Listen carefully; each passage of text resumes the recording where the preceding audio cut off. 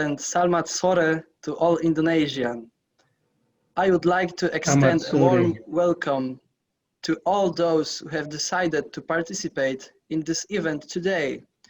Our today's honorable speakers, distinguished guests, fellow students, and all ladies and gentlemen participating through both Zoom and YouTube.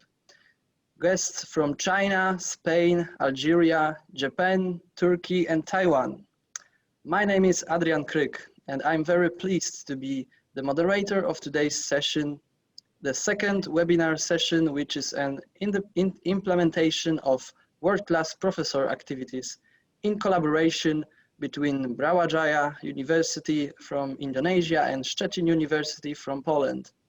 Today, we will have outstanding presentation from our 6 prominent speakers, whom I believe will enrich our insights and knowledge regarding to the topic of the seminar, which is Biodiversity and Bioactivity of Algae. After all presentations, there will be time for discussion or question and answer session from the audience. However, before we start the presentation session, I would like to invite for an opening presentation about profile of the Institute of Marine and Environmental Science at the University of Szczecin. Ladies and gentlemen, Dr. Joanna Dudzińska-Nowak.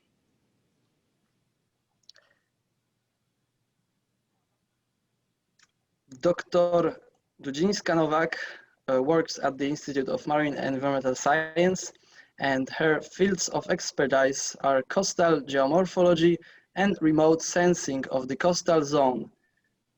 And you're welcome to present.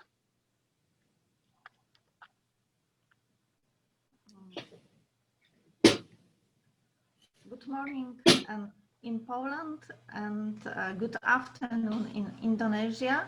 It is a great privilege and honor to open second webinar within a world-class webinar program.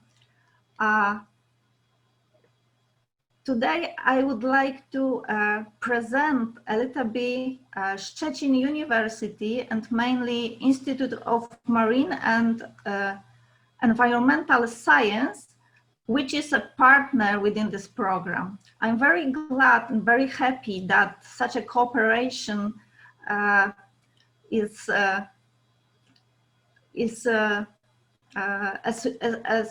we can observe within this webinar, because this kind of cooperation is very important for the scientists, but also is very important for the students. This kind of exchange of knowledge is a future for our world. So I would like to share my screen and tell you some words about the Szczecin University. But I cannot show my presentation. Do we have the presentation in Indonesia? Okay.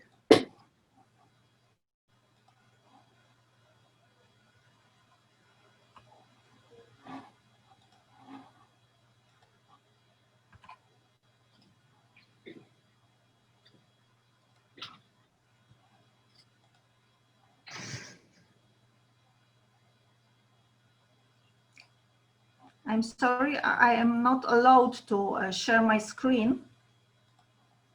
So please open my presentation from the beginning.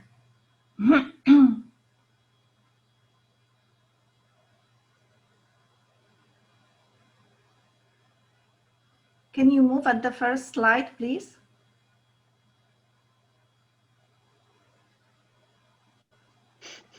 Wait. We are sorry, we have some technical issues.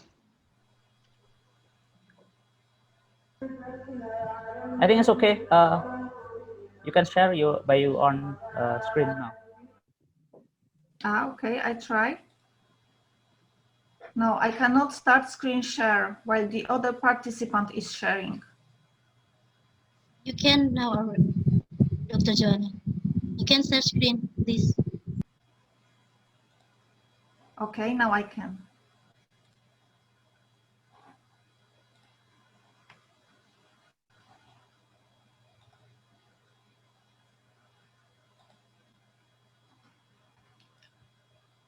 Okay, so Szczecin University is located in Poland, so it means that we are now in Central Europe. You can see the dots very close to the German border. Szczecin is located very close to the Szczecin Lagoon and Pomeranian Bay, which is a part of the Baltic Sea, which are our main but not only area of interest. As you can see, from Szczecin to the border of the Germany is only about 20 kilometers. To the Germany capital, we've got 150 kilometers, while to the Warsaw, which is a Polish Poland capital, we've got 500 kilometers. Szczecin is a seventh largest city in Poland, is a major seaport. The population is about 400,000 citizens. And Szczecin is often referred to as a Paris of the North due to the original urban design, which is built on the base of the design of Paris.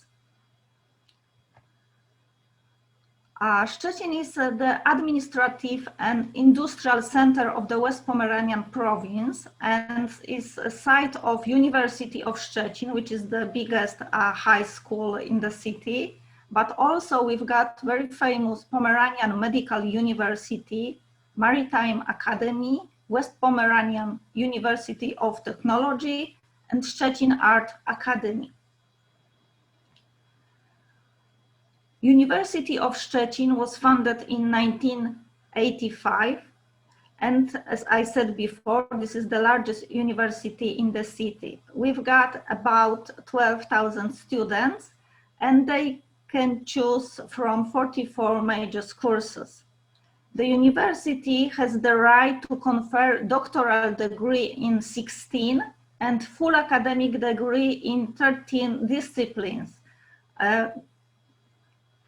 For example, biology, geology, geography, oceanography, physics, mathematics, but also philosophy, linguistics, literature, theology, political science, pedagogy, law, and so on. On the picture, you can see the very nice old building in which is rectorate of the university is located.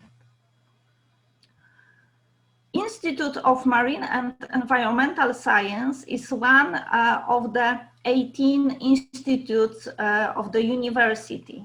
We are located in the city center in the three very nice buildings.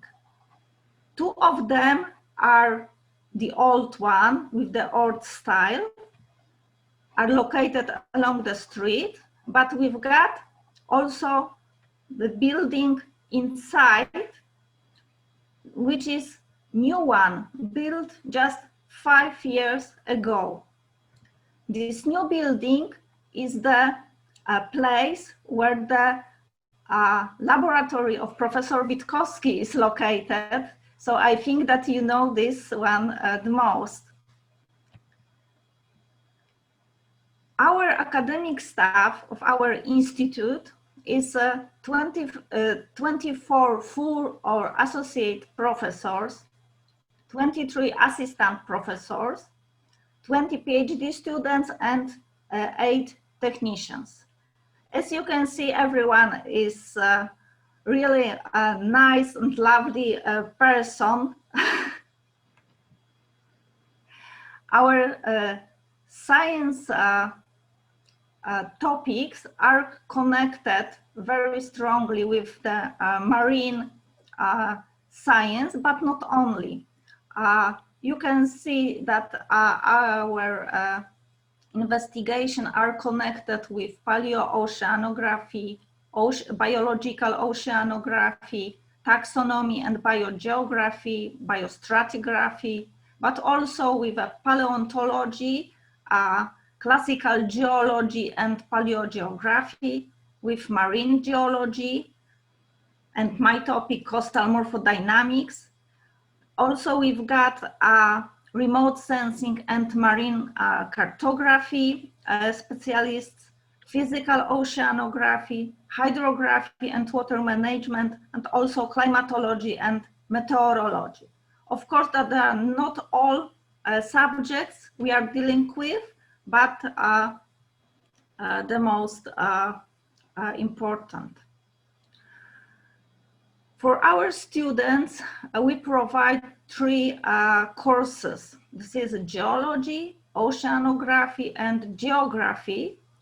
And we can, they can study for a bachelor, master of science, but also we've got the rights of the doctoral science. So if you are interested, we welcome you and invite to join our doctoral school for preparing your PhD here.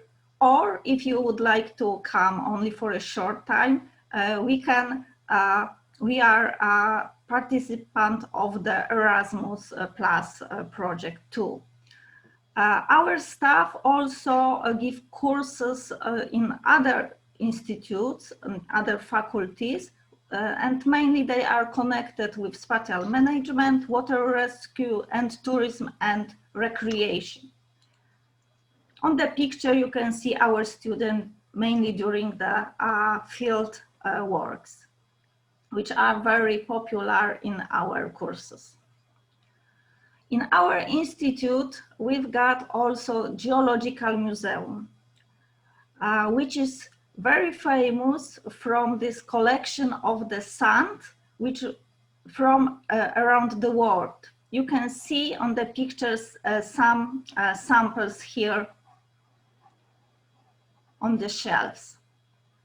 There are really many, I can say 1,000 samples sent around the world. And here you can see the people you are the most connected with. This is a staff of the Professor Witkowski lab, and they are responsible for the Szczecin culture collection of the marine benthic diatoms, which is also cover samples from around the world, like you can see from this picture. Our institute labs are equipped with many different equipment, like atomic absorption spectrometer, derivatographs for the thermal analysis, fluorometer for plant pigments, microwave mineralizer, laser particle analyzer, sieve shakers, and different kind of the microscopes like a polarizing optical fluorescence, but also others laboratory which are equipped with GIS workstation and remote sensing stereophantometers. We've got also some equipment for the field research. As you can see on a picture, this is a small but very useful research vessel. We've got also the small boat, Falcon 500. We've got acoustic system for seabed classification, sea bottom profiler, acoustic current meter, meteorological station, multi-parameter water quality monitor, mobile drilling rig, which is a very important and very often used tool, mobile drilling and handy operated probe, and also small vessel catamaran for shallow water research.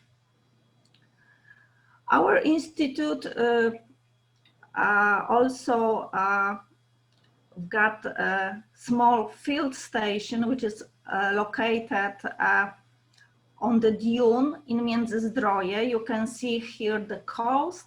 This section is a dune coast, and this is location of the station. You can see on the picture here, the building and the tower with equipment. And this is a very nice place. This is small touristic city Międzyzdroje, but this is very nice place because this is the border between the dunes coast and cliff coast. Here you can see the highest sandy cliffs on the Baltic Sea. They have about 80-meter height. So from the top, there is this really spectacular view to the Pomeranian Bay. You are invited to see. We've got also other equipment which is located on those field station tower. This is a camera for the coastal monitoring of the coastal processes. And this is a picture of our students after the field work. So I hope that all the participants will be the same way happy after our today webinar. So I wish you really interesting presentation and interesting discussion. And thank you very much for inviting me for the opening and present our institute. Thank you very much. Thank you very much, Dr. Joanna Dudzińska-Nowak, the Vice Director of the Institute of Marine and Environmental Science at the University of Szczecin. Thank you for a very interesting presentation. And if someone of you would ever be near Szczecin, I encourage also visit Szczecin. It's a very nice city and we have very nice institute. You can visit us anytime. So moving on, now we would like to invite all our participants for taking Zoom picture together. So please turn on your camera and smile for a while we will take quick picture for our further generations, let's say. I will do the count, okay? Ready? Ready. Okay. Smile. 1, 2, 3. Okay. Again. 1, 2, 3. Okay. Again. 1, 2, 3. Okay. Thank you. Yeah. Thank you, Adrian, for photo session. And now I would like to invite you to listen to our speakers today. If any question comes to your mind during any presentation, please ask a question in the chat box. At the end of this session, we will have about 20 minutes for questions, and I hope we will be able to address all of them. So without further ado, I would like to introduce our first speaker, Professor Jean-Luc MOUGET from University Le Mans.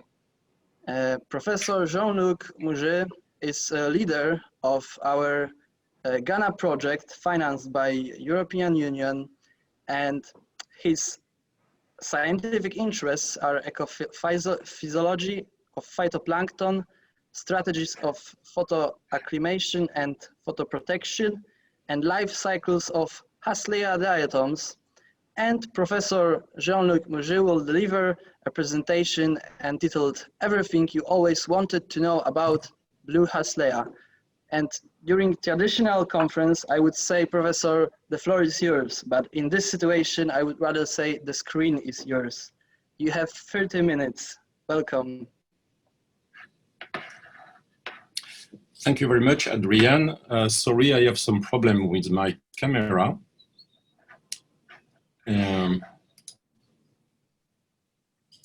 Okay. So you can see and hear me? Yes.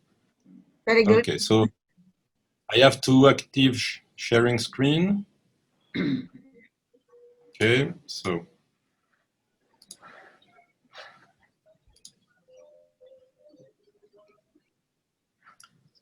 So you are sorry, can you see my screen, my presentation?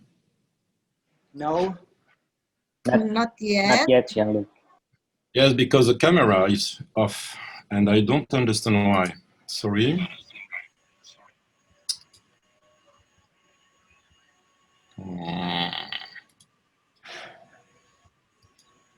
Je peux présenter d'ici si tu veux. Okay, so you can see me now, and if I... Yes.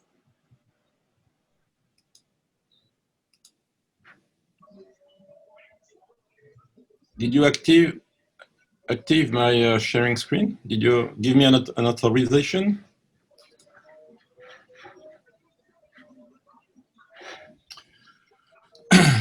Sorry, I cannot have my camera on. It's switched to off every time I open my presentation. Now we can see. Okay, now we can sorry. see the... Yeah, we can see presentation. Yeah. Okay. Yes. And Okay, we so can see you. Yeah. Oh, excellent. Okay, so thank you very much. So let's go. So thank you, Adrian. So my name is Jean-Luc MOUGET, and I'm from Le Mans University, France. Next slide, please. So my talk will be about the genus Haslea, especially the history and biodiversity of the genus. And I will also show some slides and result of our activity research about the link between Haslea and green oysters. And it's a few slides about their marine-like pigment as a blue pigment you can see at the two tips of the cell. Next slide, please.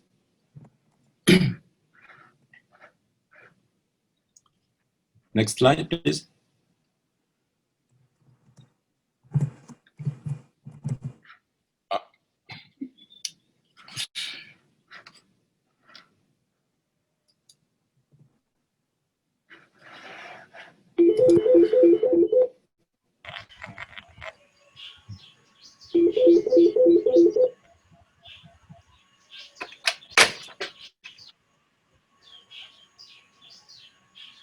Okay, not this one.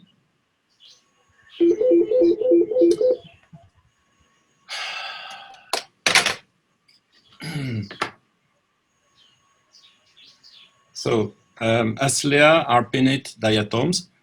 So Andrzej already presented some data about this microalgae.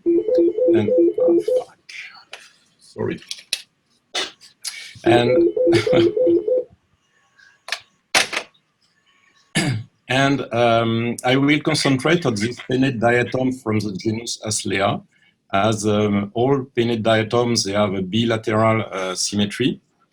And as every diatoms, they have brown pigments like fucoxanthin and xanthophylls, green pigments like chlorophyll A and C, and for some of them, a blue pigment, and I will tell more about that. Next slide, please. So the genus Haslea is almost recent because it was erected by Reimer Simonsen in 1974. It transferred 11 species from different genera, and it added the description of 2 new species. And all of these cells were pinnate fusiform marine diatoms, and one of them at that time presented blue pigment. Next slide, please. So the type species proposed by Simonsen was this blue Haslea, Haslea austraria. But the name of this species was Navicula austraria since 1824. And before that, Vibrio australius. So this is a long story, an old story for this alga. Next slide, please. When we study the morphology of Haslea cells, we can describe the frustule morphology, especially in a CM picture, with description of stria density, the size and the shape of areola. That is the opening at the frustule. You can see on the right upper picture. and also the presence or absence of some structures. Next slide, please. But according to me, the main feature and almost characteristic exclusively from the genus is the presence of two different layers for each valve of the frustule. The external valve surface is made of longitudinal strips separated by the fissures, and the internal valve of the frustule is resembles a grate-like grate, and these two layers are all together by bulkheads. We are almost continuous or with openings inside. So this is very specific of this genus and a few other from the Prostigmataceae. Next, please. And this is the end of my talk. So thank you very much for every people involved in all these research activities in the last decade. And some of them are here. I just wrote this name of an Indonesian colleague, but there are many others elsewhere in the world. So thank you for all. And thank you, Yenny, for the proposition of the talk.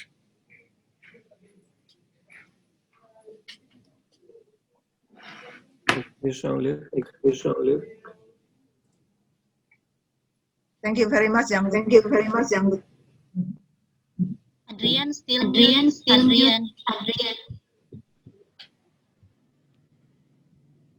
Sorry. Thank you very much for the presentation, Professor. As we could hear, there was enormous portion of work has been done so far regarding genus Haslea and Maranine, but as we also could see, there is a lot of in front of us. Still, we've got a lot of to do. Thank you once again, and I would like to remind all of our attendants that if any of you have any question about the presentation, please ask them in the chat box, and some of these questions will be asked at the end of today's sessions. And I would also like to say that participants will receive a certificate, but you have to fill out the attendance form, which link to this form is in the chat box also. And now, ladies and gentlemen, let's welcome our second presenter, which is Professor Andrzej Witkowski from University of Szczecin. Professor Andrzej Witkowski works also at the Institute of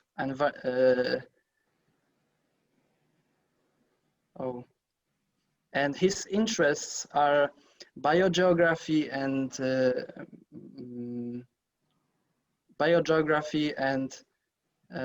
biodiversity of diatoms around the world, especially this in tropic areas. And Professor Witkowski will answer the question, which is in the title of his speech: is the Indonesian coast homogeneous in terms of diatom assemblages?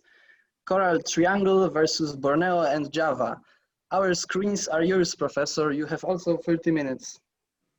Thank you, Adrian. Good morning, everybody. Good morning, China, Korea, France, and Indonesia, of course. So is my presentation to be seen? Yes. Oh, okay. Oh, so easy. I'm suspicious. Okay. And now? Also? Okay. So it is the follow-up of the last presentation 2 weeks ago. We've been working hard to summarize the biological indices which may answer our major question: is the Indonesian coast homogeneous in terms of diatom assemblages? And the background is actually the coral triangle versus Borneo and Java. Because, why? Because when actually I might have also posed a question, coral triangle versus the biodiversity hotspots, because in the literature there is a big, actually there are 3 tropical or even 4 tropical biodiversity hotspots in the area we study. And as you can see, the idea of the biodiversity hotspots is distinguishing between the western part of the Indonesian archipelago, which includes Borneo, Java, and Sumatra, and part of the Malayan Peninsula, from the other Indonesian islands, including Sulawesi, the Komodo, and the eastern part of the archipelago, and the Philippines. So please see that the Mayers et al. Made the border between the biodiversity hotspots between Lombok and Bali, which is in the other option. I will come in a moment. Bali is on the opposite side of the distinction. So this is the biodiversity hotspots, which are based on mostly on terrestrial life, on the rainforests. But when we move to the coral triangle idea, then you can see here Bali and the coast of Borneo are included in the coral triangle. So how interest is how the diatoms work for the coral triangle idea, and well, that's the topic is the most hot and is studied.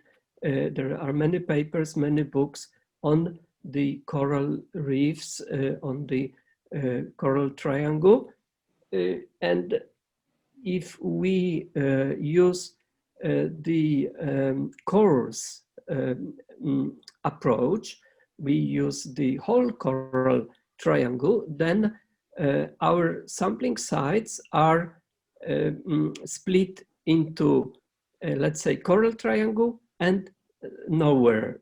I mean, there is nothing east of the line separating the southernmost part of Borneo and the strait between Bali and Java. But if we go into details, then we can see there is Strait of Makassar, there is Banda Sea and the Moluccas, and there is also northern part of the Lesser Sunda and Savu Sea. So it is somehow detailed, not like in the Wallacea or in the global or in the total context of the coral triangle. Here you can see it in more in a broader look, and indeed, when the corals are considered, this is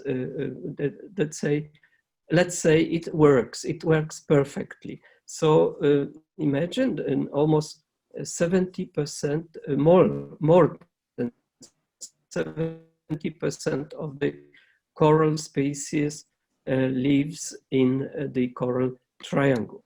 How is it in diatoms? So we return to the sampling. I just remind that the sampling involved year 2014, which is the Southeast Celebes. It involved 2018 Tigavarna and the Komodo Rincha and Flores 2018, and 2020, which is Borneo, South Java again, and north of Java. And this is the concept of ours. We include this in Sundaland, which is 50 samples altogether. 50 samples, it means it was counted because there were a few samples barren. There was no diatoms. But the other biodiversity hotspot included 58 samples sampled from Flores Komodo Rincha, Southwest Celebes, which is Strait of Makassar, and from Southeast Celebes. So with this material and what we already told, thousands, tens of thousands of diatom valves counted, we sampled material from, as you can see, it is not always that blue, that it's not always nice. When the sea is rough, the water is turbid, and you can't see practically what you're sampling. But of course, we love the landscapes like this or like this, which is Tigavarna in February 2020. So with this, I will say thank you, and I acknowledge that the research was possible the sampling was possible due to the support from the Polish Ministry of Science, and first of all, of course, due to the Ghana, our joint projects guided by Professor Jean-Luc MOUGET, funded by the European Commission. So, terima kasih, dziękuję, thank you. Thank you very much, Professor Andrzej Witkowski from University of Szczecin. Thank you once more for a very interesting presentation.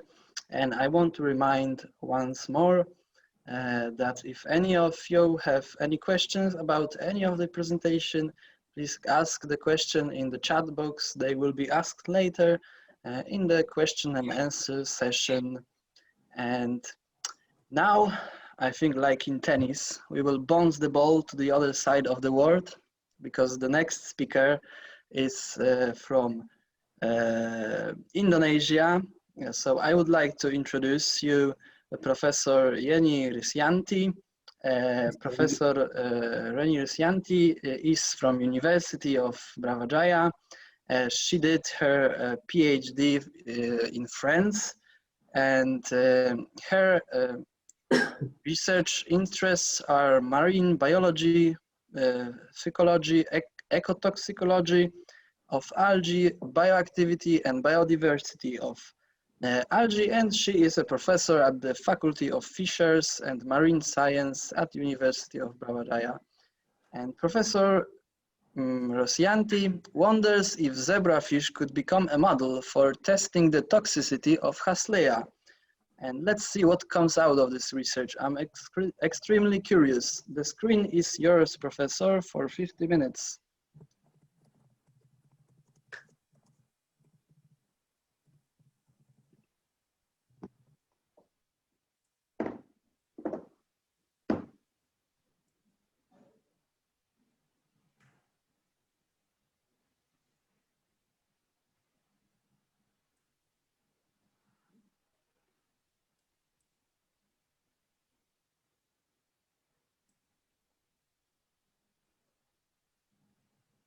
Thank you very much. Thank you very much, Adrian, for your introduction. I would like to share with you our research, our study about Haslea, testing the toxicity of Haslea blue water. Can zebrafish become a model? I question this because when the first time I found college, he said that zebrafish cannot be a model. So we learn from that. The background is Haslea is a marine diatom, genus of the class Gracillaria found in benthic habitat all over the world, such as on sand, rocks, or seaweed and seagrasses. We also found Haslea from Seribu Island. That was a new species, as has been shown by Jean-Luc. And the culture of Haslea australia imparts a blue color to water due to pigment melanine, responsible for the greening of oyster. I was on purpose to put on old reference to remembering the history, as has been shown also by Jean-Luc. The old one is Lancaster, and also from 1870 and Gayon 1820. All are from old reference.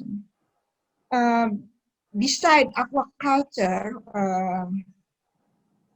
Haslea Australia also present a commercial potential for other uses. An example, cosmetic, food, and health industry.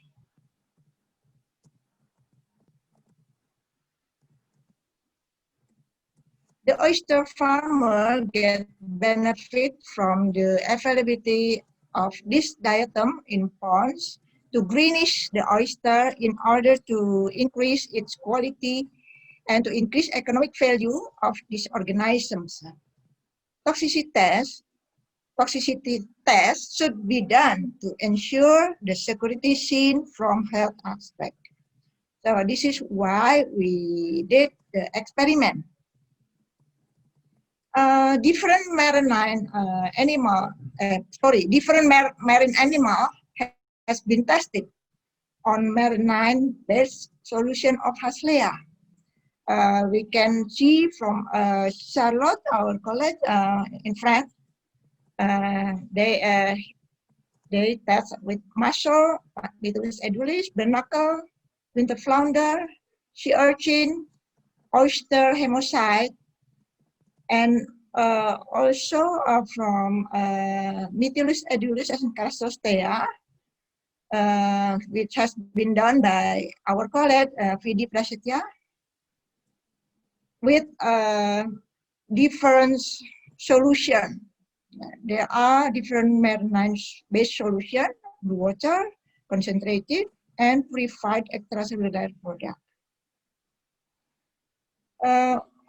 We started the study 3 years ago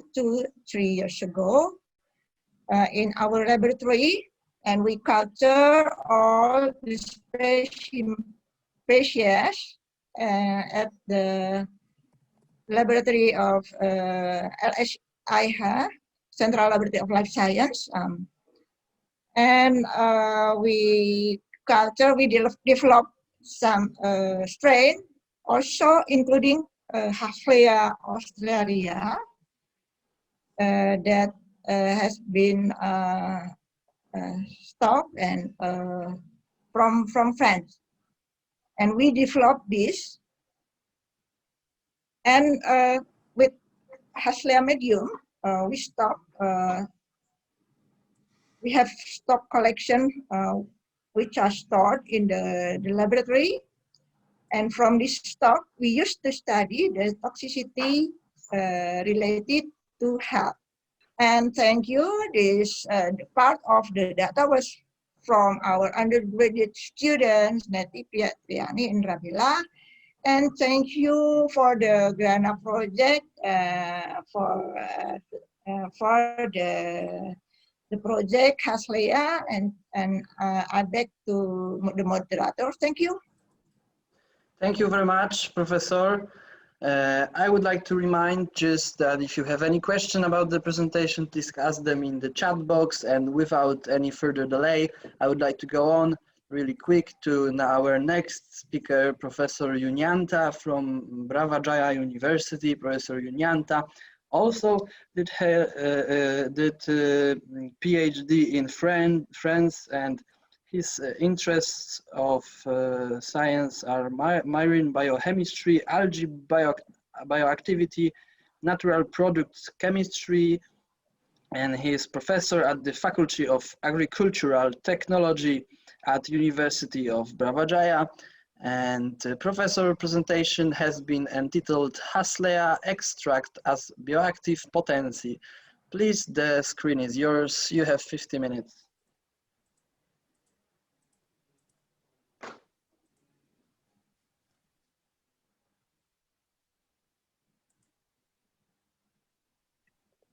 Yunianta, your microphone is off. Okay, yeah.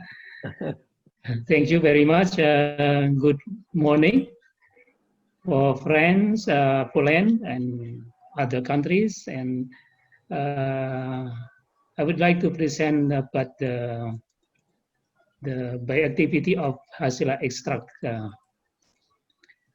I want to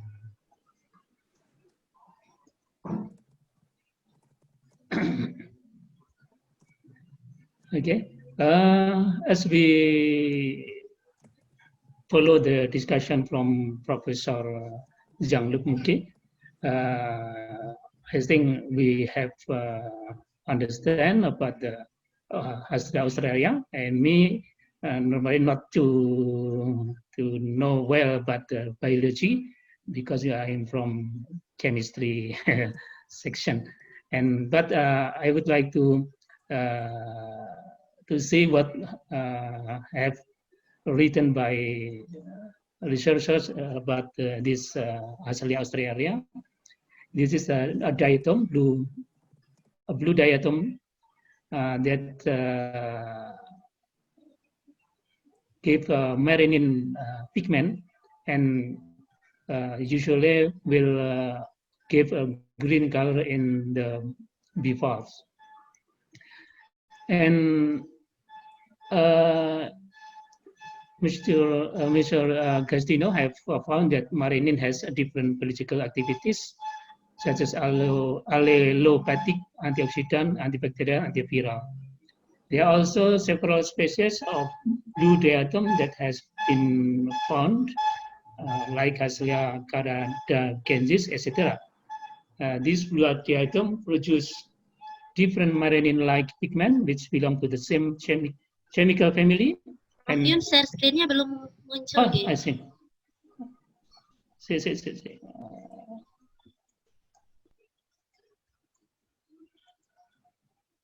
Okay. Oh, I'm sorry. We have, yeah, from Professor Jean-Luc. He has given the biology of the Haslea Australia, for example, and Haslea is known as a blue diatom because of the production of the water-soluble blue pigment marinin, and also the marinin can be fixed on gill of oyster and other bivalve to give green color. And from Justino, marinin has different biological activities such as allelopathic, antioxidant, antibacterial, antiviral, and also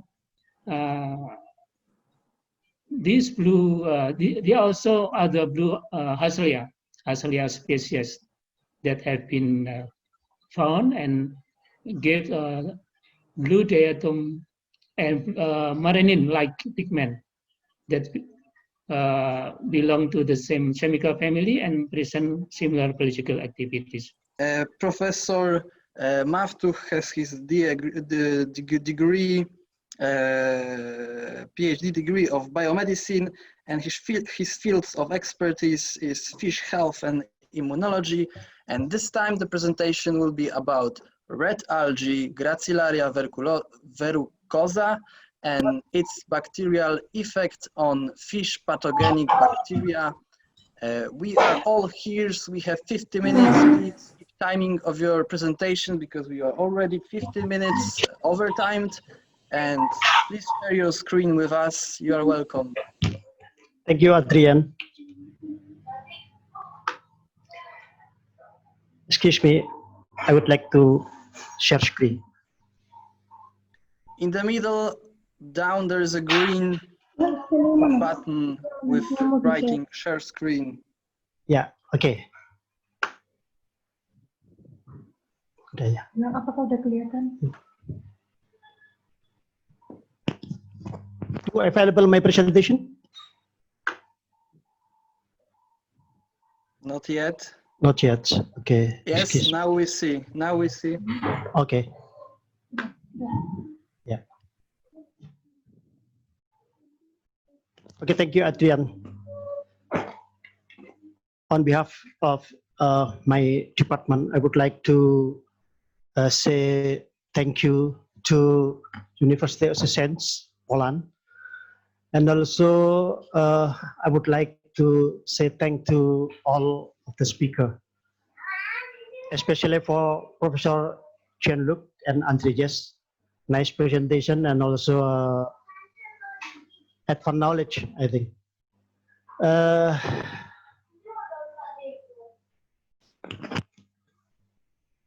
I would like to explain my presentation about antibacterial effect of Gracillaria verrucosa bioactive on fish pathogenic bacteria. Okay. Firstly, let me express. Okay, let's moment. Yeah, sorry. First time, let me express about my research area. Firstly, as a fish pathology, including histology, histopathology, histochemistry, and cytochemistry. Secondly, as fish health and immunology. And it's also a vaccine development, anticonfer rapid test and enhanced adaptive immune response. And also the last is bioactivity. So in the bioactivity, also I've done with the plantation and animal for antibacterial activity and immunostimulant. Yeah. Okay. Sorry.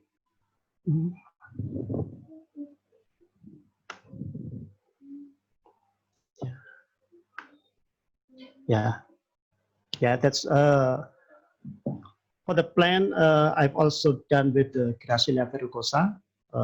Also, I think onion and other kind of plantation in biodiversity of Indonesian animal plantation.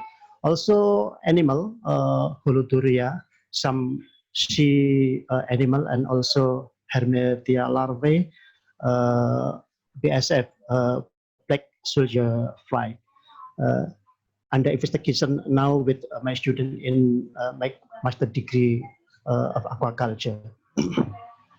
Like next, I would like to say article published because of my article and also after communication every time with Professor Yenny and Professor Yenny inviting me to present in my antibacterial effect Gracillaria verrucosa in this seminar. So introduction with my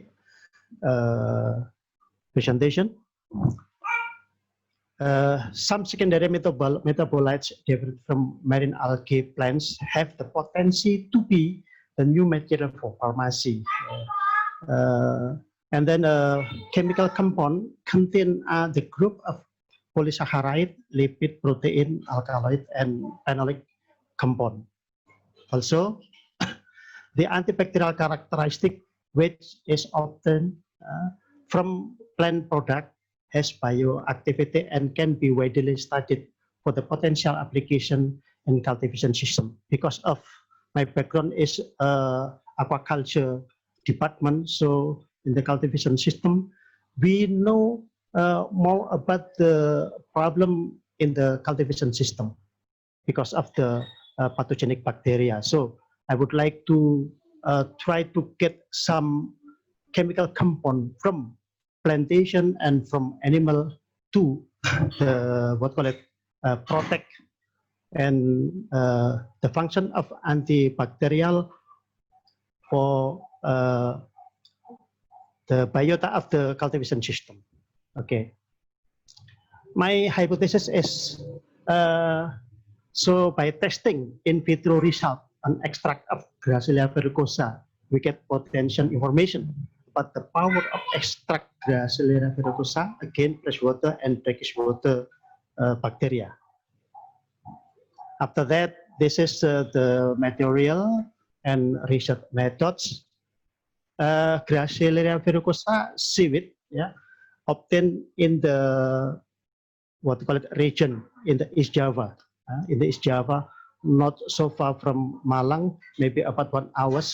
And we know the Gracillaria verrucosa cultivated in the pound, so the abundance of the available in the area close to my campus. So we decide the Gracillaria verrucosa abundant available in my close area. So we try to research, and we want to know what kind of the chemical compound in Gracillaria verrucosa. Firstly, Gracillaria verrucosa fraction separation using column chromatography. Separation fraction was performed using column chromatography, adapted with Fulmurugan et al. 2012. And then the secondly methodology is phytochemical analysis. The phytochemical analysis used adapted with Risjani et al. Also the spectrophotometer ultraviolet, we adapted the method of Katarji, and we continue to LCMS.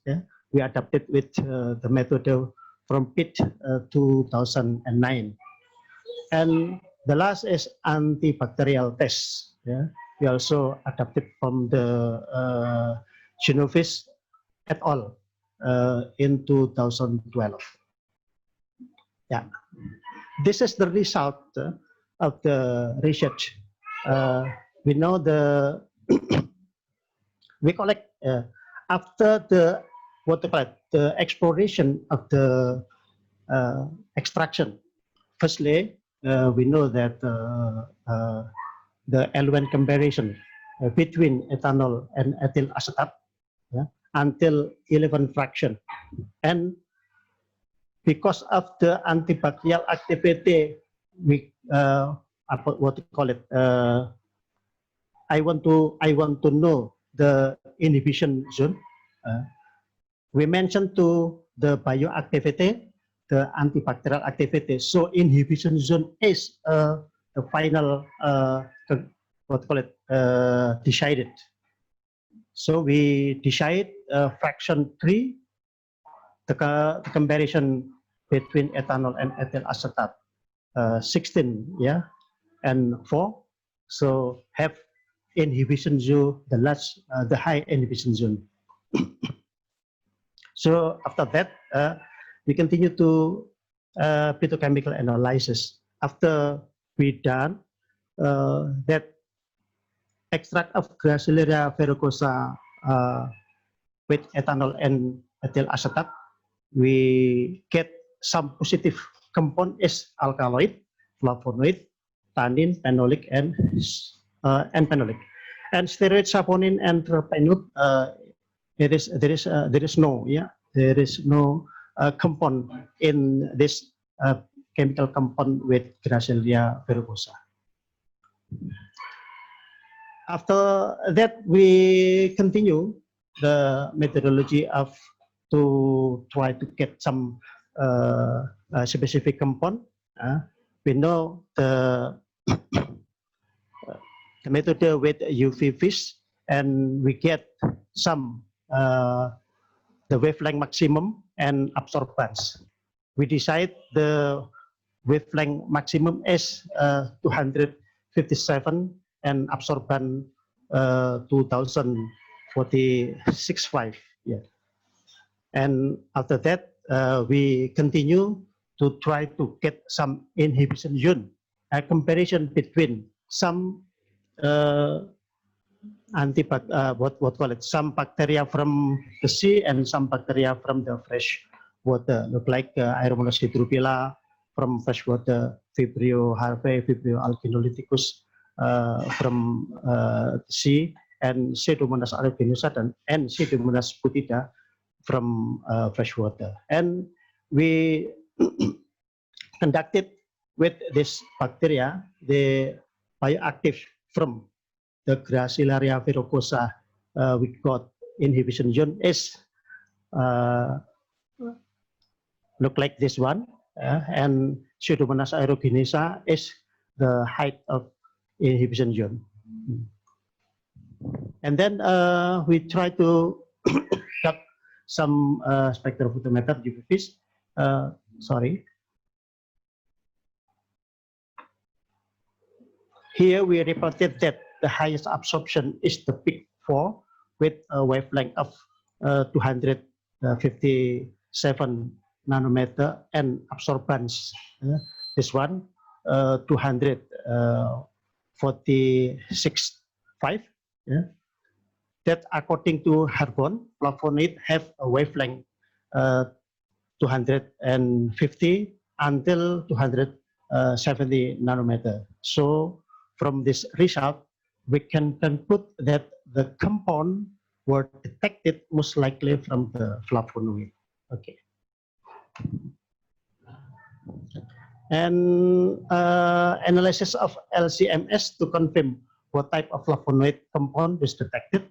LCMS result, yeah, in here we reported that the first graph is the complete scan result of the fraction, and the second graph is the result of the spectrum that has been detected. So LCMS result show that the fraction of Gracillaria verrucosa had a value 165.50, and according to the Garjana, a compound that has value and wavelength, yeah, of the 257 and also 357, name is quercetin 7-methyl ether. So I would like to give some information about the first our research. Firstly, we know that the Gracillaria verrucosa have some chemical compound, and we want to know the the compound for effective to antibacterial in fish disease in freshwater cultivation. So my conclusion from my short research is based on the characterization test using phytochemical screening and ultraviolet spectrometer and LCMS show that Gracillaria verrucosa fraction contain flavonoid compound is a quercetin 7-methyl ether as an antibacterial, and Gracillaria verrucosa fraction had moderate antibacterial activity against Aeromonas hydrophila, Aeromonas Pseudomonas aeruginosa, Pseudomonas putida bacteria, and had weak Okay. And had weak antibacterial activity against Vibrio larvae and Vibrio alginotis bacteria. Yeah. I think this one I would like to thank to Ministry of National Education of Indonesia with the funding and also all researcher, my team in my laboratory in the undergraduate and my master degree. Related article published also this one, yes, and also this one in Gracillaria verrucosa, and also I study about activity in antibacterial, but also is in a immunostimulant for shrimp and for fish to enhance the innate immunomodulator. I think this one is also my research with Professor Yenny, Gracillaria verrucosa extract to enhance the THC for immunostimulant, THC of shrimp, and also to detect some superoxide anion, and also the protease activity. And we know that this Gracillaria verrucosa immunostimulant can enhance the THC, total hemocyte count of the shrimp, and also to enhance the peroxide activity and also superoxide anion. Compare by the three kind of the treatment. So first treatment is 1 PPT, and second treatment is 1.5 PPT, and the third is second PPT. So the conclusion this research is the second, the second treatment is 1.5 is the good one, the best one from this research.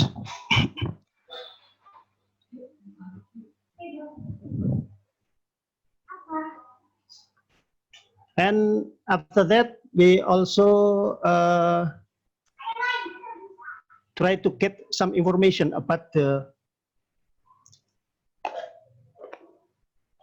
Gracillaria verrucosa extract to enhance the innate immunity of the fish. We get koi fish, and also after that we challenge, we challenge with bacteria aeromonasal monicida, and the conclusion from this research after swagging the Gracillaria verrucosa in the this is a day until 5 days, until 5 days swagging to the Gracillaria verrucosa, that we know the graphic of the kind different concentration with the shrimp. So this one, we know the Gracillaria verrucosa is the good one to give in 19 ppm. Also, we know the totally protein plasma before and after swagging the bacteria Aeromonas hydrophila, and we did with the Gracillaria verrucosa extract. We know that the kind of plasma protein more high, and we know the edit of protein plasma after Aeromonas salmonicida swagging. So this one Gracillaria verrucosa is giving protection to the protein Aeromonas, plasma protein of koi. koi carp, yeah, fish. I think this one also we know after and before protein plasma. Yeah. And the last is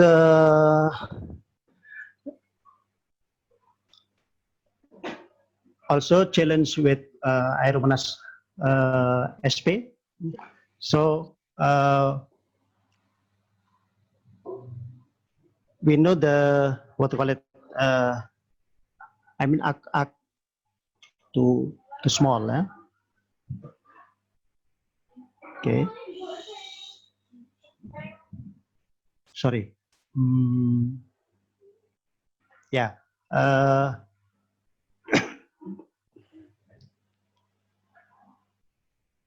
Yeah, the time is almost over. Okay. Just more. I think this one too small, so my eyes stop. Okay.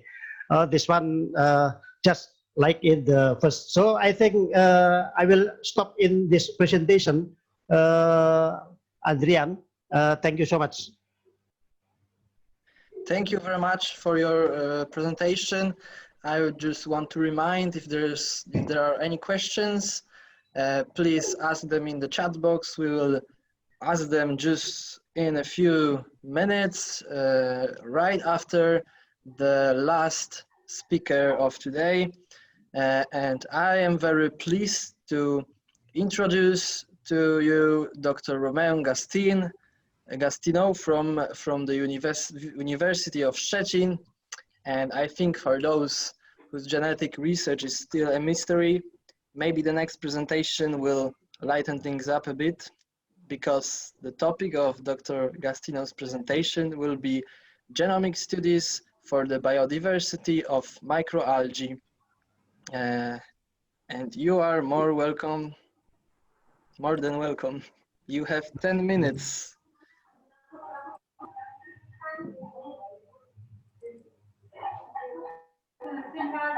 We can see the presentation right now. Yes, we see. Is it full screen or not?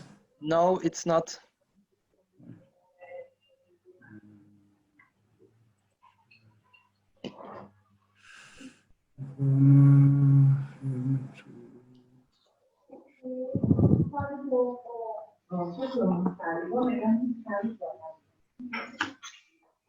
Not even. And now it's full screen? Yes, okay. Now it's full screen. Great. So, hi everybody. Selamat sore untuk orang Indonesia.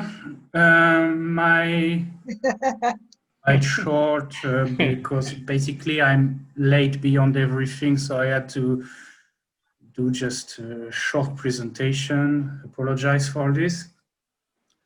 And the topic will it will be more like applied and current research, which for some of them are being conducted here in Szczecin, about the use of the available genomic tools for studying microalgae, mostly related to biodiversity aspects.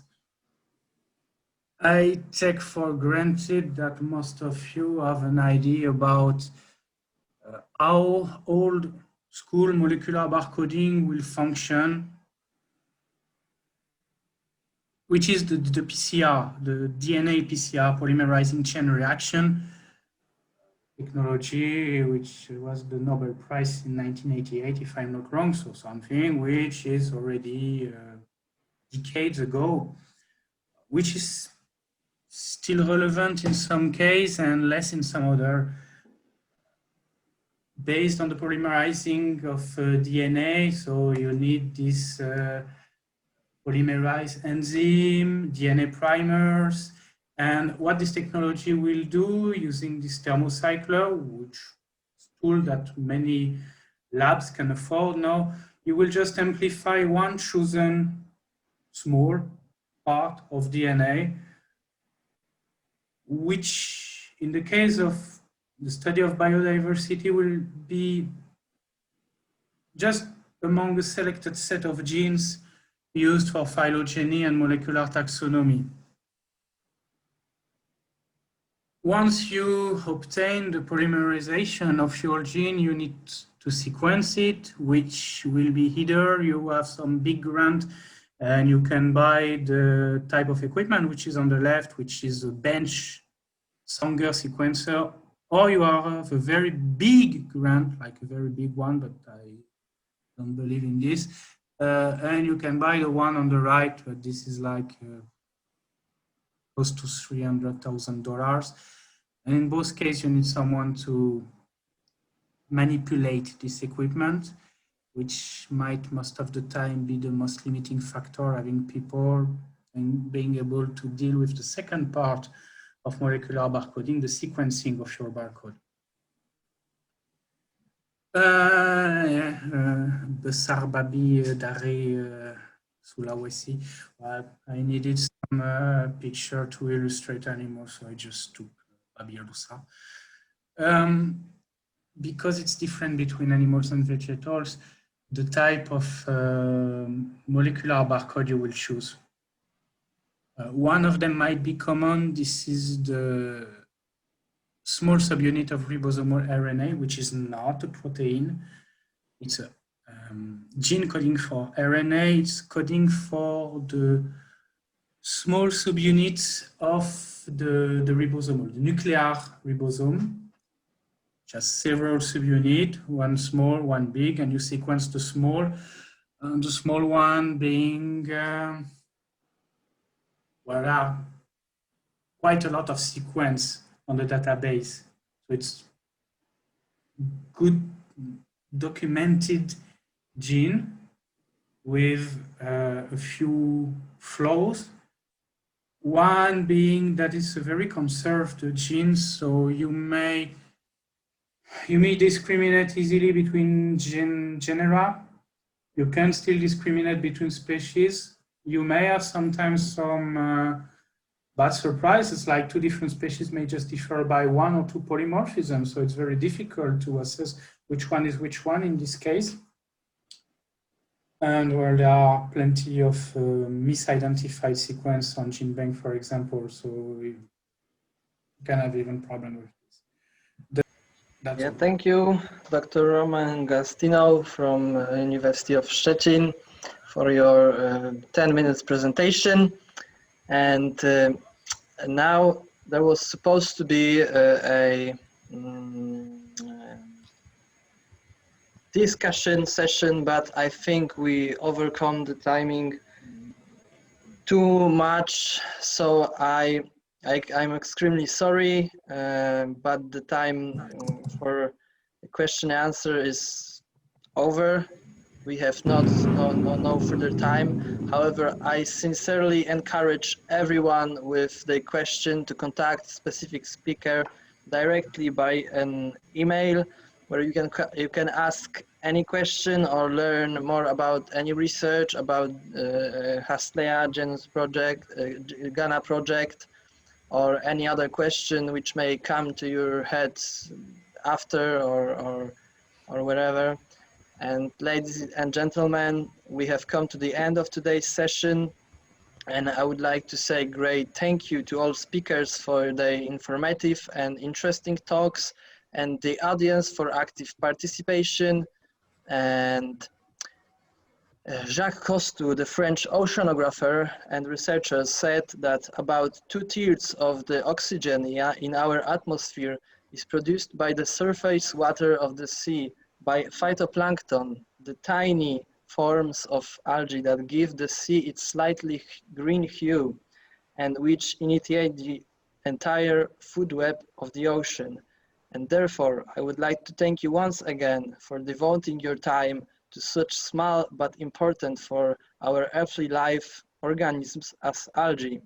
And because without algae, life on Earth would eventually start to suffocate. And ladies and gentlemen, it was a pleasure to be the moderator. Thank you all to all speakers, to all guests, to all audience from all around the world. And I hope you see you next time on next sessions. And thank you very much. Goodbye.